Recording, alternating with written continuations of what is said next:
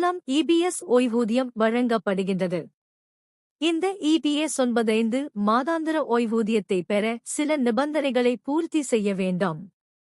மோடி அரசாங்கம் ஒருங்கிணைந்த ஓய்வூதிய திட்டமான அங்கீகரித்ததிலிருந்து குறைந்தபட்ச மாத ஓய்வூதியத்தை அதிகரிப்பதற்கான கோரிக்கை வேகம் பெற்று வருகிறது.